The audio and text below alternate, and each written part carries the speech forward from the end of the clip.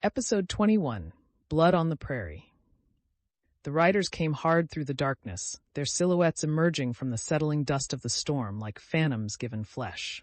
Sarah counted 8 men spreading wide as they approached the Thornton homestead, their movements coordinated despite the poor visibility. 8 riders, James called out, his voice carrying to every position. Hold your fire until I give the word. Make every shot count. Sarah's hands were steady on the rifle, though her heart hammered against her ribs. Beside her at the eastern window, she felt Daniel's presence at the adjacent position, his breathing controlled and even. The storm had passed, leaving the air thick with the smell of rain-soaked earth and ozone, but the clouds still obscured the moon, rendering the prairie a landscape of shadows and uncertainty. "They're stopping," Samuel Thornton observed from the northern window. 100 yards out. The riders had indeed halted, forming a loose semicircle facing the homestead. For a long moment, nothing moved except the wind stirring the wet grass. Then one man urged his horse forward, stopping 50 yards from the house. "We're looking for James Mackenzie," the man called out. His voice carried authority, educated, Eastern. Not the rough speech of hired guns. "We represent parties with legitimate business interests in this territory." James moved to the door, but didn't open it. "State your business from where you stand." "The mining claim you filed is under dispute. There are irregularities in your homestead documentation that call into question your right to file on Crown land. We're prepared to offer fair compensation for the property and avoid lengthy legal proceedings that will leave you destitute. The only irregularities are in Cornelius Blackwood's fraudulent liens," James replied. "We have legal counsel and documented evidence. You're trespassing on private property after dark. Turn around and conduct your business through proper channels." A different voice answered, rougher, impatient. "We ain't leaving without what we came for. You got 2 choices. Take our money and walk away, or we take what we want and you don't walk anywhere."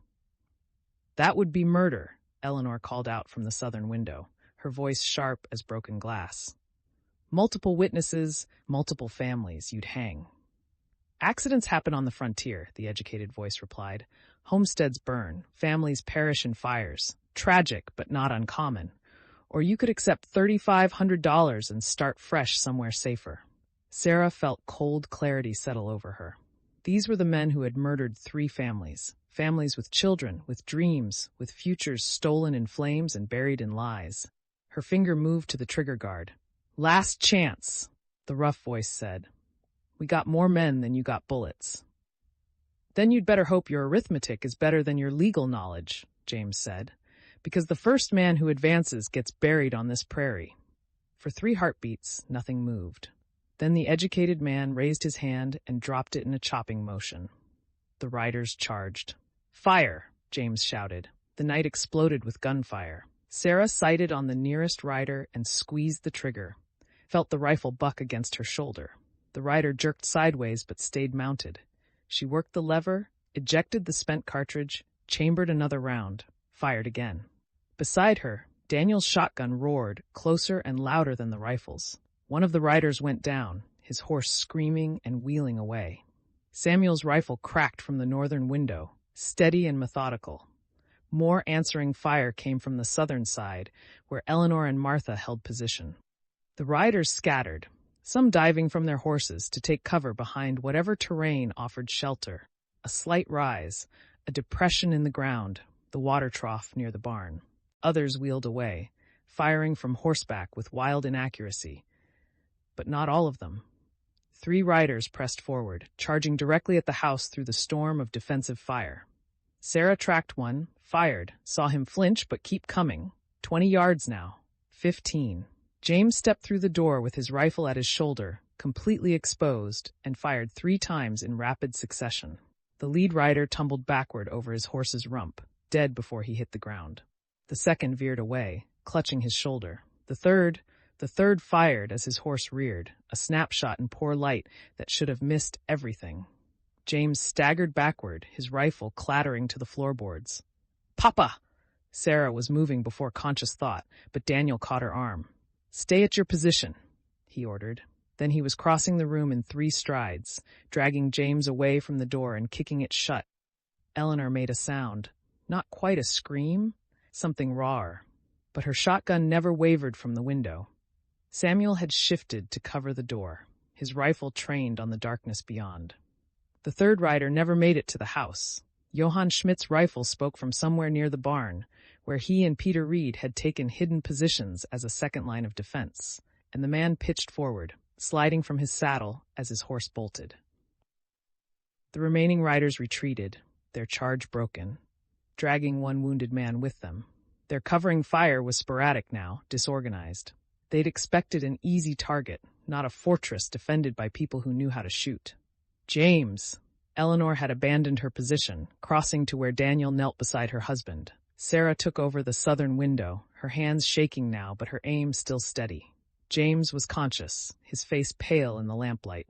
Blood spread across his left side, soaking his shirt. "I'm all right," he managed, though his voice was tight with pain. "How many down?" "2 dead for certain," Samuel reported, still watching the darkness. "Maybe 3. They're regrouping." Eleanor had already torn open James's shirt, revealing the wound. The bullet had taken him high on the left side, below the ribs. Blood welled steadily, but not in spurts. No major artery hit. "Martha, I need clean cloth and whiskey. Sarah, keep that window covered." "I'm fine," James insisted, trying to sit up. Eleanor pushed him back down with surprising force. "You're shot and bleeding, and you'll lie still while I work," she said, her voice shaking, but her hands steady as she wadded cloth against the wound. "Daniel, hold pressure here. Samuel, what are they doing?" "Pulling back," Samuel answered. 200 yards now, but they're not leaving." Sarah watched the distant shapes through the window, her heart still racing. They'd survived the first assault, but James was wounded, and the night was far from over. Movement caught her eye, a figure running low from the direction of the barn. "Someone's coming from the barn," she called out, rifle ready. "Don't shoot!" Johann Schmidt's German-accented voice carried through the darkness. "Is Peter Reed?" Samuel opened the door just enough for Peter to slip through, then slammed it shut again. Peter was breathing hard, his rifle in one hand. "Got one of them," he reported. Johann's still watching from the loft. They're talking out there, arguing.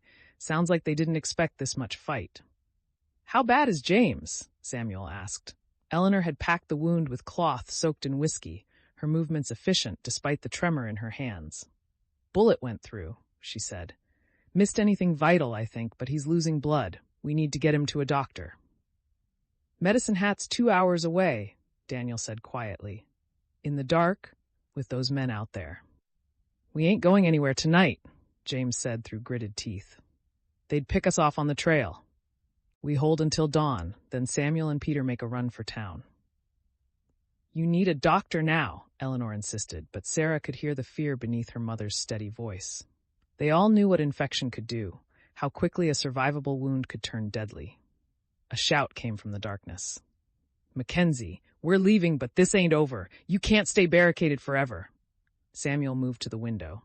"They're mounting up, all of them." Sarah watched the riders gather their dead and wounded, their movements hurried now. They'd lost at least 2 men, maybe 3, and gained nothing. The educated voice called out one more time. "You've made powerful enemies tonight. The law won't protect you. Your claim will be tied up in courts for years. And accidents still happen to stubborn men and their families." Then they were riding away, heading south into the darkness. The sound of hoofbeats faded gradually, swallowed by the vast prairie silence. Nobody moved for a long moment. Then Thomas began crying from the corner where the children huddled, and Martha went to comfort him. Eleanor continued working on James's wound, binding it tightly with strips torn from a clean sheet. "We hurt them," Samuel said quietly. "They didn't expect that, but they'll be back, and next time they'll come differently." "Next time we'll be ready differently," James said, wincing as Eleanor tightened the bandage. "But first we need to know they're really gone. Johann should keep watch from the barn. The rest of us stay alert until dawn." "You're not giving orders in your condition," Eleanor said firmly. "Samuel and Daniel will organize the watch. You're going to lie still and not tear these stitches I'm about to put in." Sarah met her mother's eyes and saw the fear there, barely contained beneath the competent exterior. James had been shot. The consortium had shown they were willing to kill. and the nearest doctor was 2 hours away through hostile darkness. Daniel's hand found hers briefly, squeezed. "We held them," he whispered. "We're still here." But as Sarah looked at her father's pale face, at the blood-soaked cloth beside him, at her mother's shaking hands as she threaded a needle by lamplight, she understood that surviving the night was only the beginning.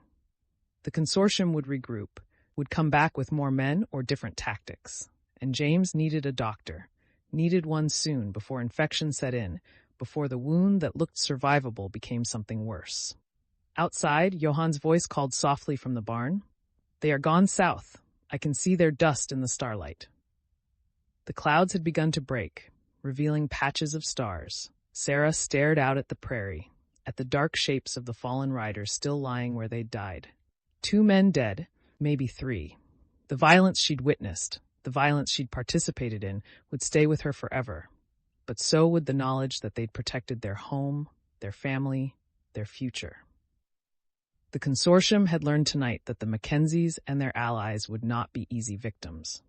Eleanor began stitching the wound, her hands steady now despite everything. James gripped Samuel's hand, breathing hard through the pain, but not crying out. Martha comforted the children while keeping one eye on the windows. Daniel and Peter checked their ammunition, preparing for the possibility that the riders might return. And Sarah stood at her window, watching the prairie gradually emerge from darkness as the clouds cleared, knowing that when dawn came, someone would have to make that desperate ride to Medicine Hat. Someone would have to bring back a doctor before her father's wound turned fatal. The question was whether they had enough time and whether the consortium would let them make it. "Sarah," her father said softly. She turned from the window to find him looking at her, his face drawn with pain, but his eyes clear. "You did well tonight. I'm proud of you." She nodded, unable to speak past the tightness in her throat. He'd been shot defending their home, their future, and now that future hung in the balance, measured in hours and miles and the uncertain mercy of time. Eleanor tied off the final stitch and covered the wound with clean bandaging.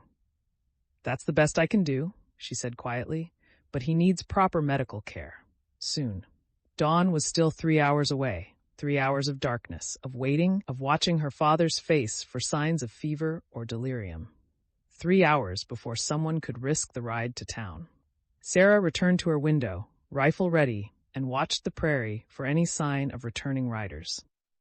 Behind her, she heard her mother's quiet voice as she spoke to her father, heard the murmur of prayers from Martha's corner, heard the wind picking up as the last of the storm clouds moved east.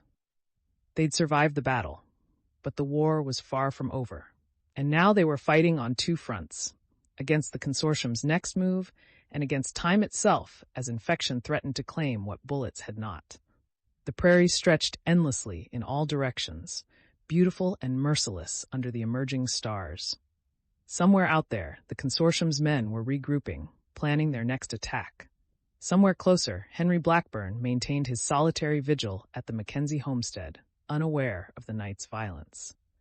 And here, in this fortified soddy on the Thornton claim, a family held together by will and desperation waited for dawn, for help, for the chance to fight another day. James's breathing had grown steadier, but Eleanor never left his side. Sarah watched them together, her mother's hand on her father's forehead, checking for fever, her father's fingers wrapped around her mother's wrist, and understood that some battles were fought with rifles and some with simple refusal to let go. The night wore on, measured in heartbeats and prayers and the slow rotation of the stars overhead. And when dawn finally came, painting the eastern sky with bands of gold and crimson, it would bring with it a reckoning, the ride to Medicine Hat, the desperate race against infection, and the consortium's next move in a game that had already cost too much blood. But that was for dawn. For now, they held their positions, kept their vigil, and counted the cost of defending what was theirs.